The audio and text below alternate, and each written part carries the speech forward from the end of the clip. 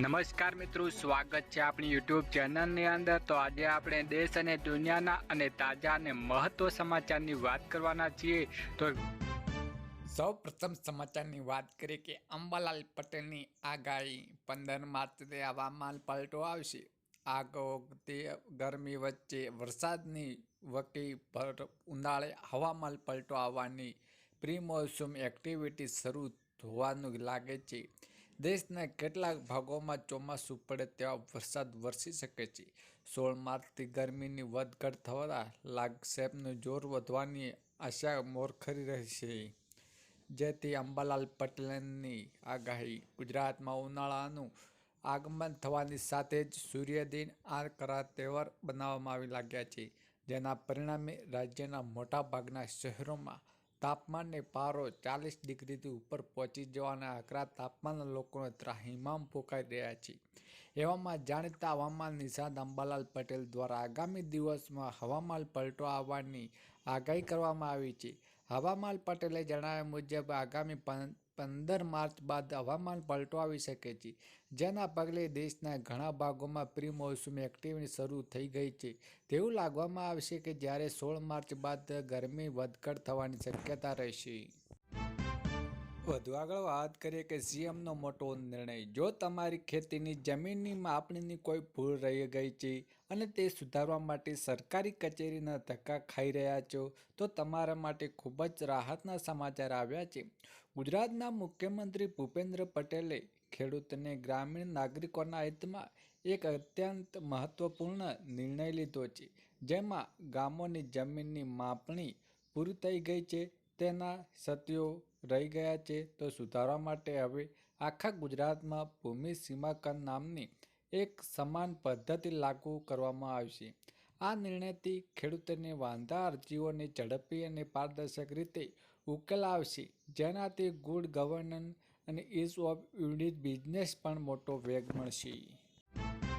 વધુ આગળ વાત કરીએ કે 22મો હપ્તો જમા। પીએમ કિસાન 22 હપ્તા ઇન્ટરેસ્ટ ડેટ। દેશભરમાં કરોડો ખેડૂતો હવે પીએમ કિસાન સન્માન નિધિ યોજનાના 22મા હપ્તાની આતુરતાથી રાહ જોઈ રહ્યા છે। પહેલાં એવું માનવામાં આવી રહ્યું હતું કે હોળી પહેલાં અથવા હોળીની પીએમ કિસાન 22મો હપ્તો જમા કરશે, પરંતુ ખેડૂતોના ખાતામાં 22મા હપ્તાની રકમ જમા થઈ નથી। આવી સ્થિતિમાં હવે દેશના કરોડો ખેડૂતોના મનમાં એક જ સવાલ ઊભો થયો છે, પીએમ કિસાન સન્માન નિધિ યોજના 22મો હપ્તો સરકારી ખાતામાં મોકલશે, કિસાનોનો 22મો હપ્તો ક્યારે આવશે? દર વખતે પીએમ કિસાન યોજનાનો હપ્તો વડાપ્રધાન નરેન્દ્ર મોદી દ્વારા જ કાર્યકાળ દરમિયાન જાહેર કરવામાં આવે છે। આવી સ્થિતિમાં ખેડૂતોની નજર પીએમ મોદીએ આસામ પ્રવાસ છે। આગામી 13 માર્ચે પીએમ મોદી આસામથી ગુજરાત જવાના છે, તેવું માનવામાં આવી રહ્યું છે કે પીએમ મોદીએ આસામના પ્રવાસ દરમિયાન પીએમ કિસાન યોજનાનો 22મો હપ્તો જાહેર કરી શકે છે, જો આ અંગે કોઈ સત્તાવાર અપડેટ સામે આવી નથી। વધુ આગળ વાત કરીએ કે રાશન કાર્ડ ધારકો માટે ગુડ ન્યૂઝ। મેરા રાશન સુવિધા સાથે લોકો હવે તેમના મોબાઈલ ફોનને રેશન કાર્ડ વિગતોને ચકાસી શકે છે। પરિણામે સભ્યોની વિગત, રેશન કાર્ડની સ્થિતિ અને તેઓ મેળવવા માટે કડકદાર રાશનની રકમ જેવી મહત્વપૂર્ણ માહિતી દર્શાવી રહ્યા છે। પહેલાં લોકોએ આ માહિતી મેળવવા માટે રેશન ડીલર અથવા સરકારી વેબસાઇટ મુલાકાત લેવી પડતી હતી। હવે આ સુવિધા સીધી તેના મોબાઈલ પર જ ઉપલબ્ધ રહે છે। વધુ આગળ વાત કરીએ કે ઓનલાઈન ગેસ બુકિંગ બંધ। ગેસ અછત વચ્ચે હવે લોકો ભારે હાલાકી ભોગવવાનો વારો આવ્યો છે। એલપીજી ગેસ બુકિંગ કરવા સુરતમાં લાંબી લાઈનો લાગી રહી છે। ગેસ એજન્સી પર લોકોની લાંબી કતાર જોવા મળી રહી છે। ઓનલાઈન બુકિંગ થતું ન હોવાથી લોકો રજૂઆતો કરી રહ્યા છે। સરકારે બુકિંગની તારીખો લંબાવનાર લોકો માટે ચિંતા વ્યાપી કરી ગઈ છે। ગેસ બોટલ નહીં મળે તો ચિંતા સામે લોકો કલાકોની લાઇનમાં લાગ્યા છે। વડોદરામાં પણ આવી સ્થિતિ જોવા મળી રહી છે, ત્યારે શું હાલત છે? વધુ આગળ વાત કરીએ કે પેટ્રોલમાં 12 રૂપિયાનો વધારો ચીંકાશે। અમેરિકા અને ઇઝરાયેલના હુમલાના ઈરાનમાં સુપ્રીમ લીડર આયતોલ્લા અલી ખામેનેઈના મોત બાદ વૈશ્વિક બજારમાં તેલનું સંકટ ઘેરાયું છે। યુદ્ધનું લાંબુ ચાલે અને ડોમેસ્ટિક તેલનો માર્ગ બંધ થાય તો આંતરરાષ્ટ્રીય બજારમાં ક્રૂડ ઓઇલ $100 થી $120 પ્રતિ બેરલ સુધી પહોંચી શકે છે। ભારત તેની જરૂરિયાતનું 90% તેલ આયાત કરતું હોવાથી દેશના પેટ્રોલ ડીઝલના ભાવમાં 10 થી 12 રૂપિયા તોતિંગ વધારો ચીંકાઈ શકે છે. વધુ આગળ વાત કરી કે પીએમ મોદીએ આપી મોટી ભેટ. તમિલનાડુ વિધાનસભા ચૂંટણી પહેલા પ્રધાનમંત્રી મોદીએ મદુરાઈ મુલાકાતે પહોંચી રહ્યા છે. અહીં તેમણે 44,000 કરોડથી વધુની ઇન્ફ્રાસ્ટ્રક્ચર પ્રોજેક્ટનું ઉદ્ઘાટન કર્યું છે. આ સાથે તેમણે અનિયમિત 8 અમૃત ભારત રેલવે સ્ટેશન અને 3 નવા આકાશવાણી FM રિલે ટ્રાન્સમીટર પણ આપી રહ્યા છે. પીએમ મોદીએ જણાવ્યું હતું કે વિકસિત ભારતના લક્ષ્યને પ્રાપ્ત કરવા માટે તમિલનાડુનો વિકાસ અત્યંત નિર્ણાયક ભૂમિકા ભજવશે. સૌથી અગત્યની વાત કરીએ કે કરોડો લોકો વોટ્સએપ એકાઉન્ટ બંધ. ભારતના આર્થિક સિમ બેન્કિંગના નવા નિયમો લાગુ થતાં કરોડો વોટ્સએપ એકાઉન્ટ બંધ થઈ જશે. 28 ફેબ્રુઆરીની ડેડલાઇન પૂર્ણ થતાં હવે એકથી વધુ સ્માર્ટફોન લીક ડિવાઇસ દ્વારા ચાલતા એકાઉન્ટ કામ નહીં કરે. આ નિયમ ટેલિગ્રામ અને સિગ્નલ જેવી એપ પર લાગુ પડશે. ભારતના 85.3 કરોડ યુઝ પર આની મોટી અસર પડશે. સુરક્ષાના કારણોસર સરકારે મલ્ટી ડિવાઇસ લોગિંગ પર આ પ્રતિબંધ મૂકવાનો નિર્ણય લીધો છે. વધુ આગળ વાત કરીએ કે ભારતના યુદ્ધની અસર શું થશે. ઈરાન અને ઇઝરાયલના હુમલા બાદ ભારતે તેલની સંકટનો સામનો કરી શકે છે. ભારત ઇઝરાયલ તેલનો વિકલ્પ શોધી શકે છે, પરંતુ હોર્મુઝ સ્ટ્રેટને બદલી શકાશે નહીં. હોર્મુઝ સ્ટ્રેટને તેલની જીવનરેખા માનવામાં આવે છે. વિશ્વમાં 20% ક્રૂડ ઓઇલના સ્ટ્રેટમાં પસાર થાય છે. ભારતની કુલ તેલ આયાત 50% આ સમુદ્ર દ્વારા થાય છે.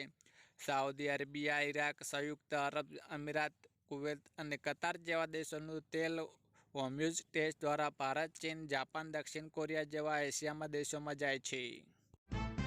વધુ આગળ વાત કરીએ કે વિશ્વ યુદ્ધના એંધાણ નવા જૂની. ઈરાન અને વચ્ચે ભીષણ યુદ્ધ ચાલી રહ્યું છે. ઈરાનનો બદલો લેવા માટે ઇઝરાયલ પર હુમલો કર્યો છે. ઈરાને ઇઝરાયલ પર 70 બેલિસ્ટિક મિસાઇલ છોડી છે. ઈરાન તરફથી મિસાઇલો ઝીંકવામાં આવી રહી છે. ઈરાને એક સાથે 70થી વધુ મિસાઇલો ઝીંકી ઇઝરાયલના અફરાતફરી માહોલ સર્જાયો છે. ઇઝરાયલના હુમલાને પગલે ઇઝરાયલના સતત સાયરન વાગી રહ્યા છે. ઇઝરાયલ અને ઈરાન વચ્ચે વધી રહેલા તણાવને ધ્યાનમાં રાખીને ભારતીય દૂતાવાસે એક એડવાઇસ જાહેર કરી છે. દૂતાવાસે જાહેર કર્યું હતું કે પ્રદેશની વર્તમાન પરિસ્થિતિ ધ્યાનમાં રાખીને ઇઝરાયલમાં રહેતા તમામ ભારતીય નાગરિકોને સાવચેતી રાખવા અને હંમેશા સતર્ક રહેવાની સલાહ આપી રહ્યા છે.